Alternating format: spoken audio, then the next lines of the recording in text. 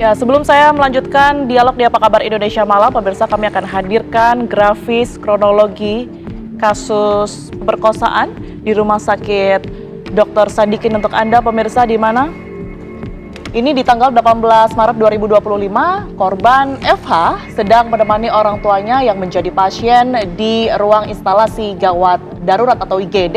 Kemudian Priguna yang saat ini telah ditetapkan sebagai tersangka ini sedang berjaga di IGD. Priguna datang menjelaskan kondisi pasien tengah kritis. Priguna pun mengatakan bahwa pasien membutuhkan donor darah secepat mungkin.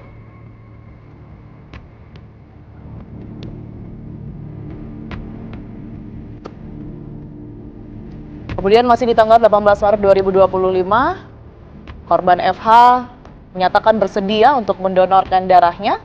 Lalu Priguna mengajak korban menjalani cross match. Cross match dilakukan di ruang 711 lantai 7 gedung MCHC, atau ini adalah ruangan untuk pelayanan kesehatan ibu dan anak. Priguna meminta korban mengganti pakaiannya menggunakan pakaian operasi.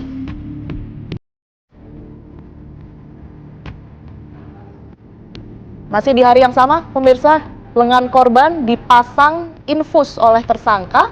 Priguna pun menyuntikkan cairan obat midazolam melalui selang infus, dan saat itulah Priguna diduga memerkosa korban.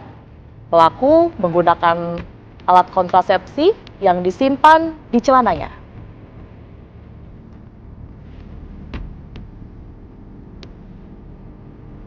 Korban baru sadar sekitar pukul 4 waktu Indonesia Barat dan merasa pusing serta kesakitan di tangan serta kemaluannya.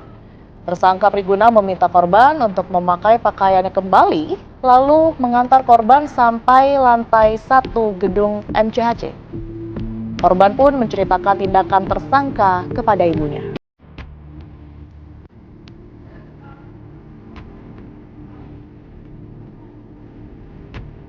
Keluarga korban merasa ada kejanggalan, pemirsa, dari rasa sakit korban dan melaporkan ke polisi.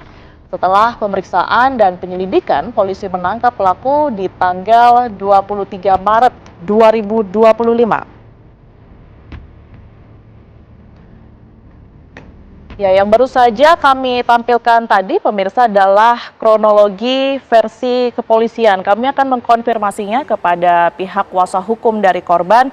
Kalau dari keluarga, Pak Nurdin, ini sudah tepatkah kronologi yang kemudian disampaikan oleh pihak kepolisian?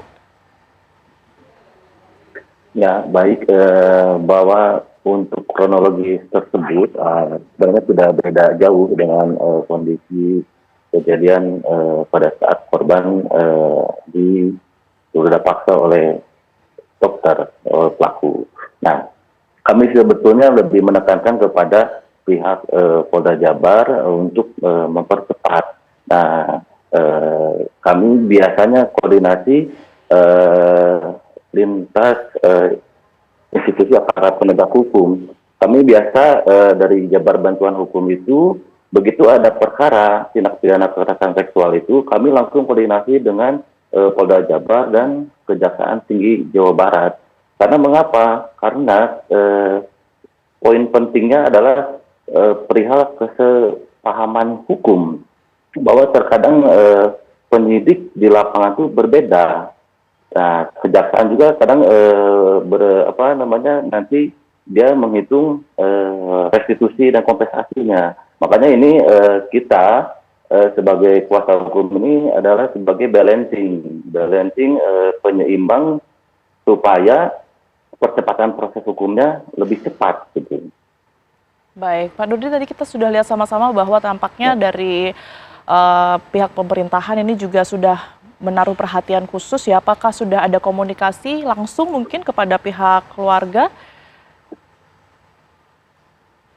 Ya, seperti biasa kalau kami di Jabar Bantuan Hukum itu, begitu ada perkara ini kami langsung koordinasi dengan dinas-dinas terkait yang UPTD PPA, Dinas Kesehatan, Dinas Sosial, bahkan kolaborasi ini tuh yayasan-yayasan independen itu mereka mau untuk membantu pemulihan korban.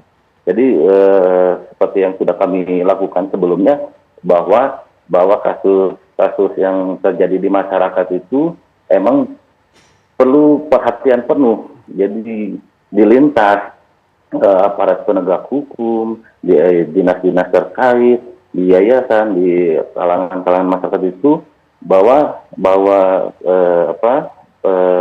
pemulihan korban ini sangatlah penting. Nah, dinas-dinas begitupun wali kota, bupati, bahkan gubernur pun mereka sangat antusias. Gitu. Yang kami rasakan seperti yang sudah kami lakukan sebelumnya itu sangat efektif dan efisien untuk mempercepat proses perkara, dan utamanya adalah menghilangkan stigma dan traumatik bagi korban.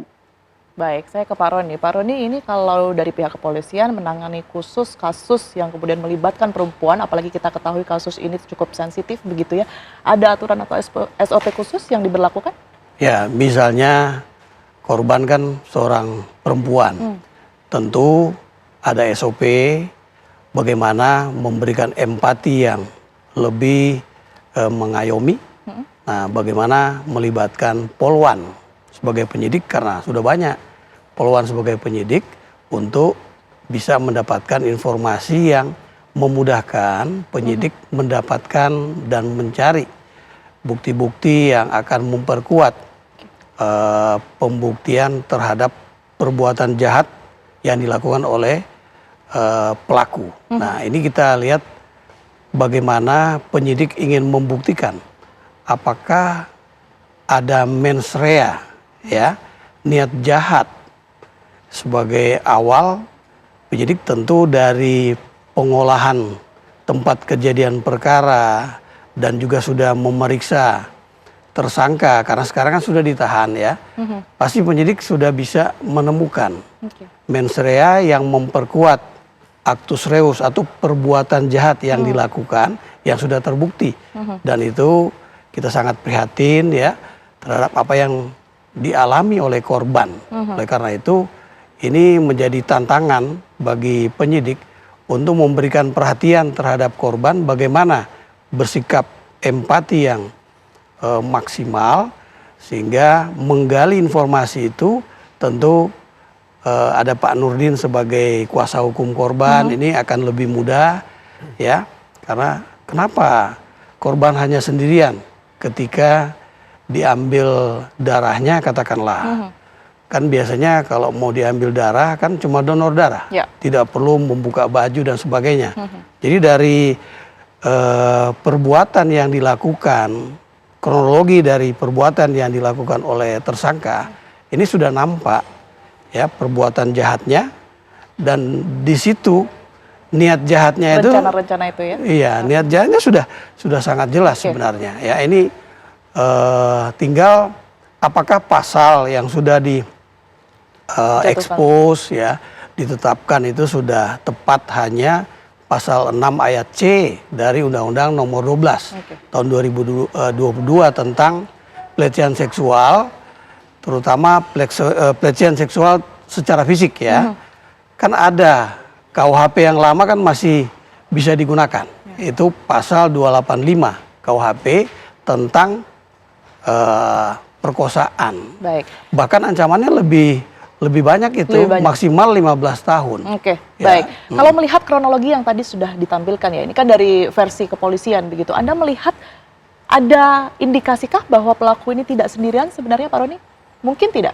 Oh, sangat mungkin, ya, sangat mungkin. Makanya apa yang dilakukan oleh kepolisian dengan melibatkan pusat laboratorium forensik Polri, kemudian pusat Inafis Polri, ini betul-betul polisi sebagai penyidik telah melihat kemungkinan tidak hanya sendiri, ya.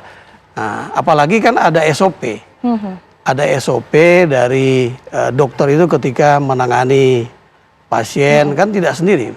Masa tidak ada perawat? Kita kan sudah biasa berobat juga ya. Berapa lama itu akan kemudian diinformasikan ke publik ya oleh kepolisian berkaitan dengan pendapatan yang sudah bukti-bukti yang sudah didapati oleh pihak kepolisian, baik itu dari wawancara 2 korban, pendalaman begitu, maupun juga hasil tes DNA yang saat ini kita tunggu-tunggu. Apakah itu akan bersamaan atau bagaimana, Pak Roni? Ya, dengan kemajuan teknologi, tentu memeriksa DNA itu semakin cepat. Ya, penyidik juga menginformasikan ke publik tentu tidak telanjang ya. Transparansi itu juga tidak terbuka karena pihak tersangka didampingi oleh kuasa hukumnya tentu kan akan berusaha juga mencari dari dialog-dialog, kemungkinan mereka mempersiapkan diri sebelum di persidangan. Kan itu. Jadi penyidik tentu tidak akan menjelaskan secara rinci semuanya. Tapi hal yang penting yang membuat masyarakat percaya bahwa penyidikan itu maksimal, karena kita dibatasi. Sudah menahan orang paling lama 20 hari. Ya, bisa mendapatkan persetujuan untuk perpanjangan penahanan 40 hari oleh dari jaksa penuntut umum. Ya. Nah, ini tentu dibatasi dalam 1 bulan ini. Penyidik kerja keras. Ini tantangan yang cukup berat, tapi ada kerjasama dari pihak rumah sakit, juga ada Pak Nurdin, kuasa hukum korban yang terus berkolaborasi, ini sangat penting. Apalagi ada dukungan dari pemerintah daerah. Saya kira penyidik akan all out. Ya, bagaimana kepastian hukum ini tercukupi, tapi juga keadilan hukum bagi korban.